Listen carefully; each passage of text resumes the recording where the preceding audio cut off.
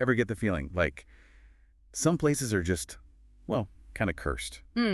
Cursed. Yeah, marked by tragedy. We're talking Sherwood Forest in Portland, Jamaica. Okay, I see where you're going with this. Not exactly the Nottingham Sherwood Forest we usually picture. Definitely not. And this story, well, let's just say it's got more twists and turns than a Robin Hood ballad. Sounds intriguing. What are we diving into today? The murder of Tonya McDonald, McDonald. I vaguely remember something about this case. She was young, right? 32. And she was driven to find justice, see, for her own father's death. Right, and it was her husband who ended up implicated somehow. That's just it. It's complicated. All right, well, let's unpack it then. What are the details? So July 2020, they find Tonia's body in Sherwood Forest. 9 stab wounds, throat slashed, partially burned. Brutal stuff. That's awful. And her husband, what was his name? They called him Beachy Stout, a 70-year-old businessman. Beachy Stout. I think I remember the name now. Wasn't he convicted? He was. But here's where it gets really interesting. So is this other guy, a 33-year-old Tyler Barnes. Okay, 2 people convicted for her murder. That's what you'd think, right? But it was for a conspiracy to commit murder, not the murder itself. Hold on. So they're saying these 2, Beachy Stout and Barnes, conspired to kill her, but neither of them actually did it. How does that even work? Exactly. And that's only the tip of the iceberg. It gets even wilder when you bring in the alleged hitman, Denvale and Minot. This guy's already serving 19 years for another murder. Wait, a convicted hitman is involved? Things are getting complicated. You said it. So Minot claims Beachy Stouts offered him, get this, $3 million to kill Tonya. $3 million? That's a motive if I've ever heard one. Right. But here's the kicker. Minot says he passed the job on to Barnes.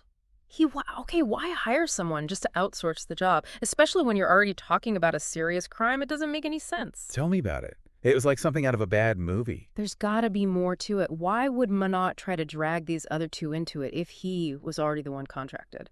Is he trying to lessen his own role? Or is there something else going on? Revenge against Beachy Stout, maybe? And then there's Tonya. We mentioned she wanted justice for her father's death, right? Right. Minot, he actually uses this to lure her to Sherwood Forest. Tells her he'll get her guns. Wow. If that's true, it's pretty sad. She must have been desperate to avenge her father. But it also makes you wonder, did she suspect anything? I mean, according to Minot, there were 4 other attempts on her life that failed. Did she have any idea what she was walking into? It's definitely possible. Now, to be fair, both Beachy Stout and Barnes, they both deny any involvement in Tony's death. They've got their lawyers, Christopher Townsend and Courtney Rowe, fighting for them. But going back to those conspiracy charges, what does that even mean? To be convicted of conspiracy in this situation? Okay, so in this context, conspiracy means that the court believes there was a plan to murder Tonya and that Beachy Stout and Barnes, they were both in on it. They might not have actually killed her, but they were part of the scheme. To get a conviction, the prosecution needs more than just talk. They need evidence of an agreement and some action taken to make that plan happen. Think phone calls about the plan, money changing hands, that sort of thing. So it's not just Minot's word against theirs. There must have been other evidence presented. But still, what could have been Beachy Stout's motive?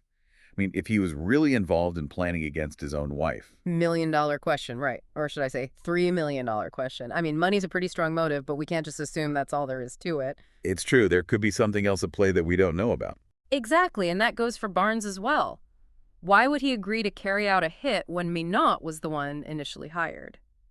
It's perplexing. It's like every detail just raises more questions. This entire deep dive, it's just layers of mystery. What really happened that night in Sherwood Forest? Was Minot being truthful? Or are there things he's not telling us? And the motives, both Beachy Stout and Barnes, it just... Yeah, a tangled web, that's for sure. And it really goes to show, even when there are convictions, the full truth can be a slippery thing. Sometimes it feels like real life is more complex than any crime drama we could dream up. That's for sure.